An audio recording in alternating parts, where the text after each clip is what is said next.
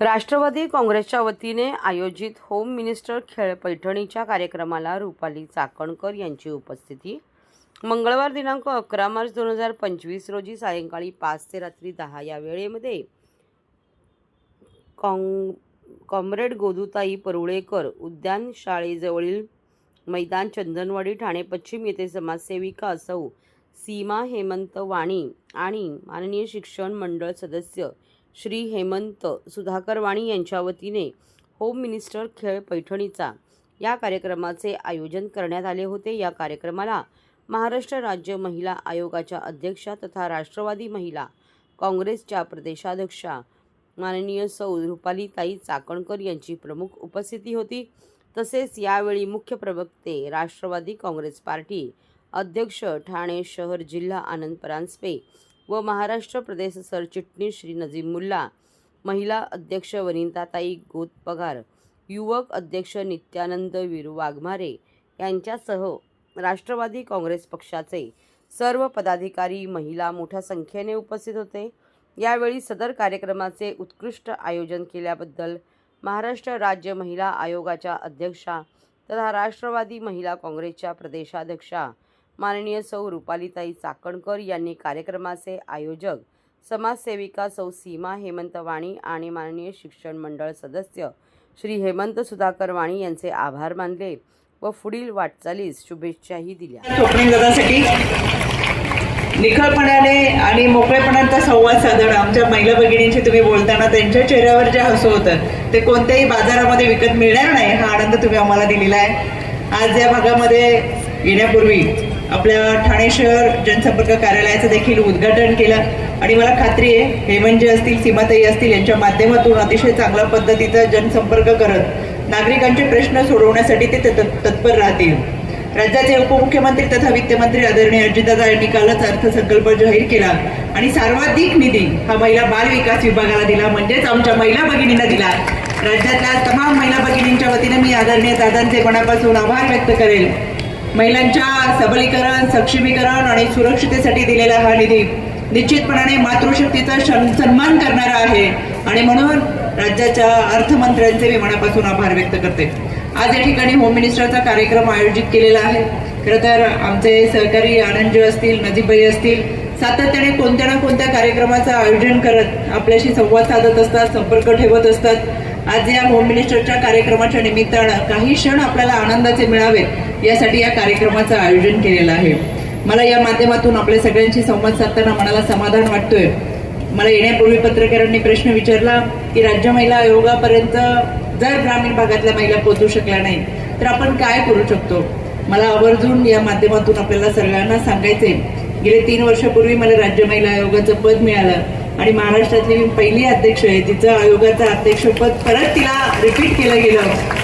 खरं तर बांद्राच्या माझ्या मुख्य कार्यालयापर्यंत मला माहिती आहे धुळे, जळगाव, नंदूर, पालघरच्या महिला भगिनी, गडचिरोलीची महिला भगिनी, वाड्या वस्त्या पाड्यावरची महिला भगिनी पोहोचू शकणार नाही, पण राज्य महिला आयोगाचे अध्यक्ष म्हणून मी त्यांच्यापर्यंत पोहोचू शकते आणि म्हणून प्रत्येक जिल्ह्याच्या ठिकाणी आम्ही जनसुनावणी आयोजित करतो। या जनसुनावणीच्या माध्यमातून स्थानिक लेवलला असलेले महिलांचे प्रश्न सोडवण्यासाठी एकाच व्यासपीठावरती ते जिल्ह्याचे जिल्हाधिकारी असतील, पोलीस निरीक्षक असेल, विधी सेवा प्राधिकरण असेल, मुख्य कार्यकारी अधिकारी असेल, हे एकाच व्यासपीठावरती बसलेले दिसतात। विशेष म्हणजे संपूर्ण दिवसभराच्या जनसुनावणीमध्ये पूर्ण 1 नंबरचा पॅनल आम्ही सगळेजण सांभाळत असतो आणि म्हणून मला सांगायचं एका व्यासपीठावरती हे सगळे अधिकारी कधीच दिसत नाही, पण राज्य महिला आयोगाच्या माध्यमातून ते प्रश्न सोडवण्यासाठी सगळे एकत्रित येतात आणि प्रश्न सोडवले जातात, त्याचं मला मनापासून समाधान आहे। गेल्या 3 वर्षाच्या कालावधीमध्ये जवळजवळ 35 ते 40 हजार पर्यंतच्या केसेस आम्ही दिवाणी न्यायालयाच्या माध्यमातून सोडवल्या। 155-209 हा टोल फ्री क्रमांक तुमच्या सगळ्या महिला भगिनींना मी आवर्जून देईल। त्याच्याही पुढे जाऊन मला तुम्हाला सगळ्यांना सांगायचंय, महाराष्ट्र शासन, पोलीस प्रशासन आणि सरकार यांनी आपल्यासाठी 112 हा टोल फ्री क्रमांक दिलेला आहे। माझी मातृशक्ती या ठिकाणी बसली, त्या सगळ्यांना मला मनापासून विनंती करायची आहे, शाळेत जाणारी, कॉलेजला जाणारी, क्लासला जाणारी आपली लहान मुलगी असेल, विद्यार्थिनी असेल, वर्किंग वुमन असेल, घरातनं बाहेर पडल्यानंतर त्या आईला काळजी वाटते की मुलगी परत घरी येताना ती सुरक्षित असली पाहिजे. पण तुम्ही काळजी करू नका, हे सरकार आपल्या सुरक्षेसाठी कटिबद्ध आहे. 112 हा टोल फ्री क्रमांक आपण डायल केल्यानंतर हा नंबर कंट्रोल रूमला जातो आणि त्या भागामध्ये पेट्रोलिंगची व्यवस्था करणारी पोलीस यंत्रणा 5 ते 7 मिनिटांपर्यंत तुमच्यापर्यंत पोहोचते आणि सुरक्षितेची जबाबदारी पोलिसांची आहे. म्हणून मला मनापासून तुम्हाला सांगायचंय, खरं तर अतिशय चांगल्या पद्धतीचं सरकार हे महायुतीच्या माध्यमातून काम करतंय. या लाडक्या बहिणींना सन्मान देण्यासाठी, सुरक्षितता देण्यासाठी आम्ही कटिबद्ध आहोत. 2 दिवसापूर्वी 8 मार्चचा कार्यक्रम आपण सगळ्यांनी जल्लोषात साजरा केला. पण मी प्रत्येक ठिकाणी आवर्जून सांगते, एका 8 मार्चने आमचं समाधान होणार नाही. 365 दिवसाचा सन्मान हा आम्हाला मिळाला पाहिजे आणि त्याची सुरुवात आपण आपल्यापासून करूयात. या 365 दिवसाच्या सन्मानासाठी पोलीस प्रशासन, कायदा सुव्यवस्था त्यांचं काम करेल. पण एक आई म्हणून माझी जबाबदारी आहे, एक बाई म्हणून माझी जबाबदारी आहे की मी सुद्धा आता संकल्प केला पाहिजे की माझ्या ग्रामीण भागामध्ये असेल, शहरी भागामध्ये असेल, बालविवाह मी करणार नाही. विधवा प्रथासाठी ज्या अनिष्ट रूढी परंपरा आहेत त्या जाचक समस्यांना आमची महिला मुली सामोरे जाणार नाही.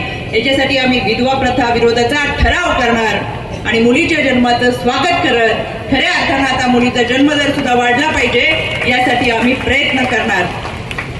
राज्य महिला आयोगाचे मुख्य उद्देश हे शासनाला शिफारस करणं आहे आणि म्हणून मी 26 फेब्रुवारीला राज्य शासनाला शिफारस केली की 8 मार्च रोजी संपूर्ण महाराष्ट्रात महिलांच्या विषयासाठी विशेष ग्रामसभा व्हाव्यात. याबद्दल मी राज्याच्या महिला व बालविकास मंत्री आदित्य तटकरे व ग्रामविकास मंत्री यांचे मनापासून आभार व्यक्त करेल.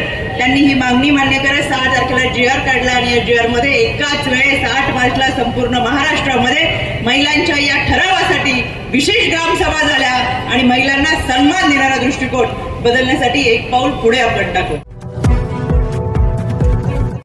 महाराष्ट्रातील भगिनींना आधार देणारी राज्य शासनाची मुख्यमंत्री माझी लाडकी बहीण योजना. या योजनेअंतर्गत अल्प उत्पन्न गटातील 21 ते 65 वयोगटाच्या भगिनींना मिळणार दरमहा 1500 रुपयाची मदत. अर्ज करण्यासाठी 31 ऑगस्ट 2024 पर्यंत मुदतवाढ. कुटुंबाचं वार्षिक उत्पन्न 2.5 लाख रुपयांपेक्षा कमी असलेल्या महिला पात्र. कुटुंबाकडे पिवळं किंवा केशरी रेशन कार्ड असल्यास उत्पन्नाचा दाखला आवश्यक नाही. पांढरं रेशन कार्ड असेल किंवा रेशन कार्ड नसेल तर कुटुंबाचं वार्षिक उत्पन्न 2.5 लाखांपेक्षा कमी असल्याचा दाखला आवश्यक. योजनेसाठीचा ऑनलाईन अर्ज नारी शक्ती दूत ऍप वरून किंवा पोर्टलवर भरता येईल. ज्या भगिनींना ऑनलाईन अर्ज भरता येत नसेल त्यांच्यासाठी अंगणवाडी, ग्रामपंचायत, वॉर्ड ऑफिस, सेतू सुविधा केंद्रामध्ये किंवा आशाताई बचत गटाच्या CRP यांची मदत उपलब्ध. आता आपल्याला अभिमानानं म्हणता येईल, सुखी आणि सुरक्षित आहे माझी लाडकी बहीण.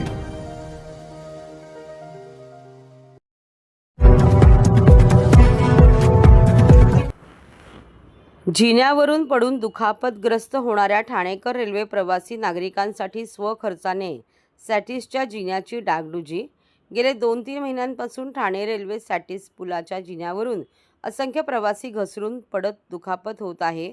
याबाबत अनेक रेल्वे प्रवासी तसेच स्थानिक रिक्षा चालक संघटनेतर्फे वारंवार ही प्रशासन तसेच स्थानिक लोकप्रतिनिधींच्या निदर्शनास आणून दिली, परंतु ठाणे महानगरपालिका प्रशासनाने रेल्वे स्टेशन सॅटिस पूल जिन्याची डागडुजीसाठी नियोजन, रेल्वे स्टेशनला गर्दी, सुट्टीचा दिवस, विद्युत कनेक्शनची व्यवस्था अशी कारणे सांगून यासाठी वेळ लागेल असे सांगितले. परंतु रोज होणारे, वारंवार होणारे ठाणे रेल्वे प्रवाशांचे अपघात, पडून दुखापत, ज्येष्ठ नागरिक महिलांना पडून होणारे अपघात याची गांभीर्याने दखल घेत ठाणे भाजपा उपाध्यक्ष डॉक्टर राजेश मडवी यांनी रविवार 9 मार्च 2025 रोजी स्वखर्चाने लेबर लावून हे डागडुजीचे काम पूर्ण केले. याबाबत असंख्य रेल्वे प्रवासी तसेच स्थानिक रिक्षा युनियनतर्फे त्यांचे विशेष आभार मानण्यात आले.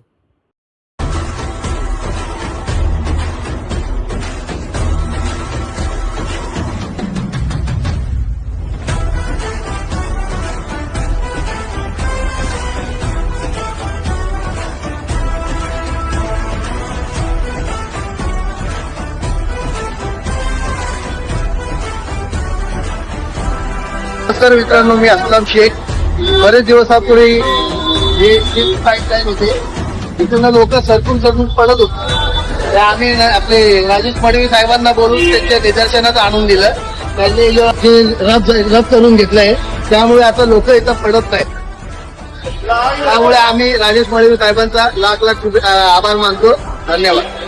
पायऱ्या गेल्या होत्या, आम्ही रोज येणं जाणं करत होतो, तर पायऱ्यावरून पडताना पाय घसरायचे आणि पडायचो. आता ते काम केल्यामुळं आम्हाला सुरक्षा भेटते.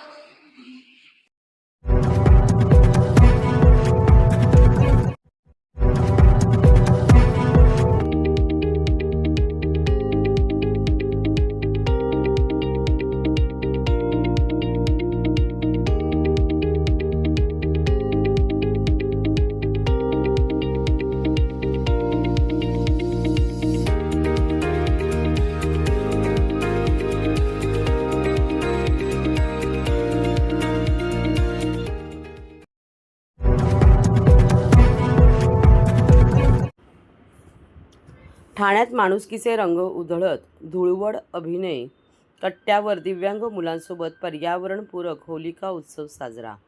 ठाण्यात होळीच्या पूर्वसंध्येला माणुसकीचे रंग उधळत धुळवड साजरी करण्यात आली.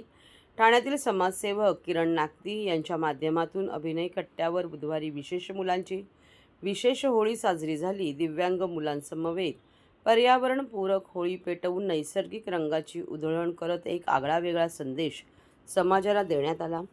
ठाण्यातील नौपाडा भास्कर कॉलनी येथील जिजामाता उद्यानालगतच्या अभिनय कट्ट्यावरील दिव्यांग कला केंद्रात किरण नागती यांनी बुधवारी विशेष मुलांसाठी होलिकोत्सवाचे आयोजन केले होते. यंदा या होळी उत्सवाचे 10वे वर्ष आहे.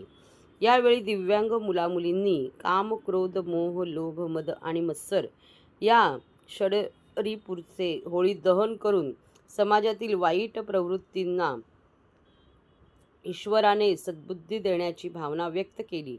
नंतर संगीताच्या तालावर माणुसकीचे रंग उधळत धुळवड खेळताना या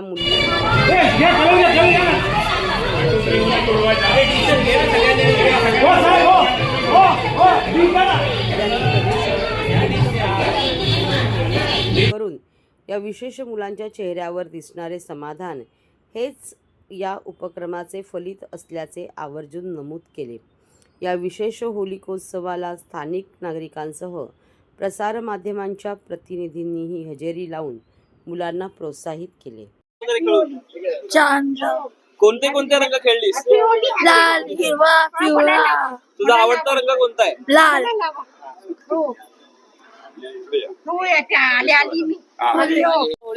होली असे त्याने चालले वाटतंय मला, चालले वाटतंय. हो चालले वाटतंय मला. हो त्याला मजा येते. हो सगळ्याला होळीच्या शुभेच्छा मी देते. हा चेहऱ्यावरचा आमच्या आता या रेशमाताईच्या चेहऱ्यावर आनंद आहे, आमच्या अन्मयच्या चेहऱ्यावर आनंद आहे. आणि हा जो जल्लोष आहे हा त्यांना सांगितला नाहीये, तो उत्स्फूर्तपणे येतो. मला सोडून ही गोष्ट कुठेतरी मिस होते समाजामध्ये आणि ती गोष्ट पुन्हा एकदा आणण्यासाठी हा समाज महाराष्ट्र सुजलाम होतोय. पण ह्या समाजातल्या विकृत मानसिकतेला ठेचायचं असेल तर मला असं वाटतं माणुसकीचे रंग उधळण्याची गरज आहे आणि माणुसकीचे रंग उधळण्यासाठीचा हा प्रयत्न आहे. आणि या प्रत्येकाच्या चेहऱ्यावरचा आनंद मला असं वाटतं हा प्रत्येकाने बघावा. आणि पुढच्या उद्या आणि परवामध्ये होळी रंगपंचमीच्या निमित्तानं जेव्हा आपण एकत्र येऊ तेव्हा प्रदूषण मुक्त पर्यावरण पूरक होळी करावी आणि ज्याच्यामध्ये माणुसकीचे रंग उधळता येतील अशी होळी आपण साजरी करू.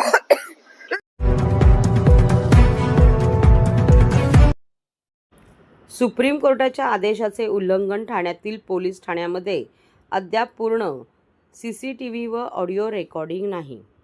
माहितीच्या आधारात RTI मिळालेल्या माहितीनुसार ठाणे शहरातील पोलीस ठाण्यामध्ये सुप्रीम कोर्टाच्या 2020च्या आदेशानुसार अद्याप पूर्णतः CCTV आणि ऑडिओ रेकॉर्डिंग प्रणाली बसवलेली नाही. कोर्टाने स्पष्ट आदेश दिले असतानाही पोलीस विभागाने या आदेशाची अंमलबजावणी केली नसल्याचे समोर आले आहे. ठाण्यातील 35 पोलीस ठाण्यामध्ये केवळ 357 CCTV कॅमेरे बसवले आहेत. अनेक ठिकाणी प्रत्येकी फक्त 10 ते 15 कॅमेरे कार्यरत आहेत, तर कोणत्याही पोलीस ठाण्यात ऑडिओ रेकॉर्डिंग प्रणाली बसवलेली नाही. यामुळे पोलीस ठाण्यातील कामकाज आणि नागरिकांच्या तक्रारींच्या नोंदीबाबत पारदर्शकता नसल्याचे समोर आले आहे. अनेक नागरिकांनी पोलीस अधिकाऱ्यांच्या उद्धट वर्तनाच्या तक्रारी केल्या आहेत.